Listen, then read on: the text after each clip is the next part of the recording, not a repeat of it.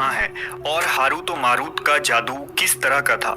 ये वो पुरअसरार सवालात हैं जिनके जवाब तो बहुत हैं और लिखने वालों ने भी बहुत कुछ लिखा है, लेकिन उन किस्से कहानियों में हकीकत को तलाश करना गहरे समुंदर से मोतियां निकालने के बराबर है। हारूत और मारूत के मुतालिक बुनियादी तौर पर दो तरह की रिवायतें मिलती हैं, एक वो जो कुरान और हदीस और ताबईन के अक़वाल में मौजूद है और दूसरी वो जो तौरेत और इंजील और इसराइली रिवायतों में आती है, जबकि उन इसराइली रिवायतों को बेशतर उलमा और मुवर्रिखीन ने तायद की है। इस वीडियो में हम उन दोनों तरह की रिवायतों और वाक़यात को मुकम्मल पेश करेंगे।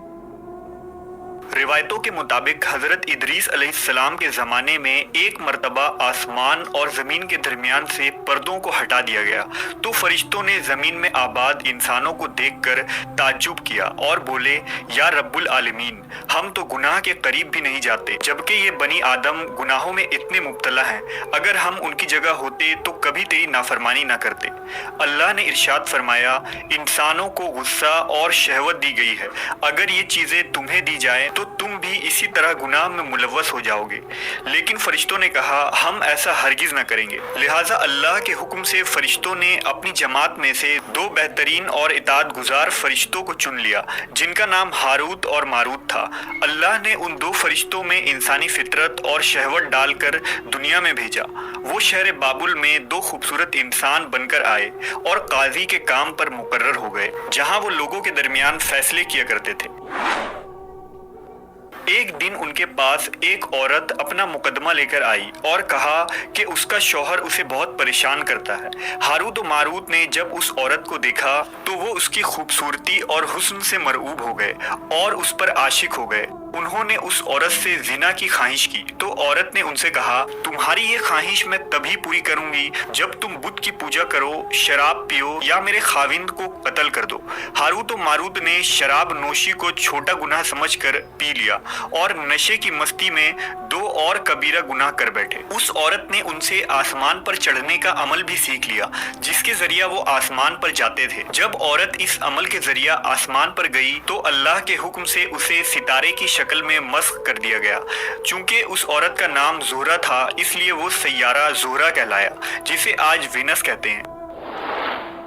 इस गुनाह की वजह से हारूत और मारूत खुद वो इसमें आज़म भूल गए जिसे पढ़कर वो आसमान पर जाते थे और बतौर सज़ा उन्हें बाबुल के एक कुएं में उल्टा लटका दिया गया, जहां वो ता क़यामत यूं ही कैद रहेंगे। ये एक इसराइली रवायत है जिसे इमाम इब्न कसीर और फ़खरुद्दीन राज़ी जैसे मुफस्सरीन अफसाना और मन घड़त कहानी करार देकर सख्ती से रद्द कर देते हैं। वहीं इमाम सयूती जैसे उलमा इस रिवायत को मुस्तनद मानते हैं। हारूत और मारूत और चाहे बाबुल के सिलसिले में एक और रिवायत कसरत से बयान की जाती है, जिसके मुताबिक एक ज़माना ऐसा था जब शहर बाबुल रुए ज़मीन पर तहजीब और तमद्दुन का मरकज़ था। यहाँ के लोग बातिल खुदा की परस्तिश किया करते थे। ये लोग अपनी किस्मत उनसे वाबस्ता समझते थे, इसलिए इल्म नजूम और इल्म फल्कियात में बड़े माहिर थे। उनके बुतकदों में सितारों की पूजा की जाती थी। ये लोग जादू, तंत्र मंत्र, सिफली को बहुत अहमियत देते और इस इल्म के जरिया मुआशरे में खूब फसाद फैलाते थे। ये लोग तिलिस्म, जादू, तंत्र मंत्र में बहुत आगे बढ़ गए। उनमें बड़े बड़े जादूगर मौजूद थे। उनकी तारीखी किताबों में जगह जगह जादू और तंत्र मंत्र ही नजर आता है। उनका जादू दूर दूर तक मशहूर था। मुख्तसर ये कि उस शहर का बाशिंदा होना ही जादूगर होने की अलामत थी।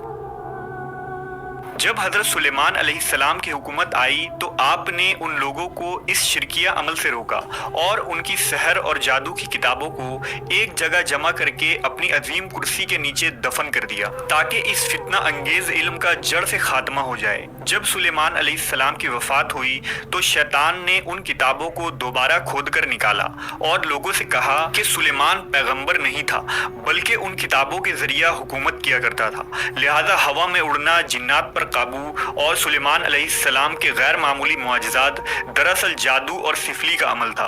बनी इसराइल ने उसकी पैरवी की और उन किताबों को पढ़ना शुरू कर दिया। लिहाजा दोबारा ये शर अंगेज इल्म इस कौम में सुरायत कर गई।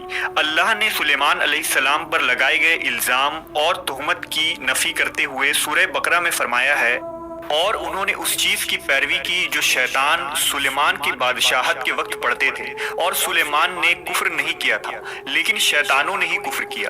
لوگوں کو جادو سکھاتے تھے، اور اس چیز کی بھی جو شہر بابل میں ہاروت و ماروت دو فرشتوں پر اتارا گیا تھا، اور وہ کسی کو نہ سکھاتے تھے جب تک یہ نہ کہہ دیتے کہ ہم تو صرف آزمائش کے لیے ہیں، تو کافر نہ بن۔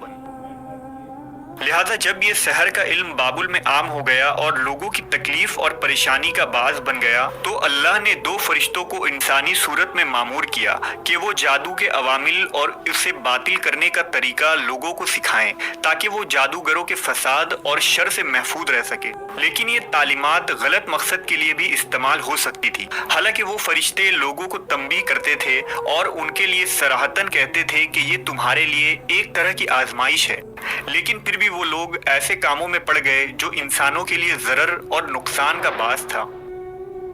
بعض عربی داستانوں میں اس کنویں کا ذکر بھی ملتا ہے جہاں کئی لوگ پہنچے اور ہاروت و ماروت سے ملاقات کر کے جادو کا علم بھی سیکھا، جبکہ بعض مورخین کا کہنا ہے کہ عراق کے شہر حلہ کے قریب ایک کھنڈر میں موجود قدیم کنواں ہے جہاں سے بابل کی سرحد شروع ہوتی تھی۔ یہ اس کنویں کو ہی چاہے بابل قرار دیتے ہیں۔ بہرحال اس واقعے سے یہ سبق ملتا ہے کہ سفلی اور جادو ایک شرکیہ عمل ہے، مگر یہ کہ اس کا استعمال فساد اور شر پسندی کے خاتمے کے لیے کیا جائے۔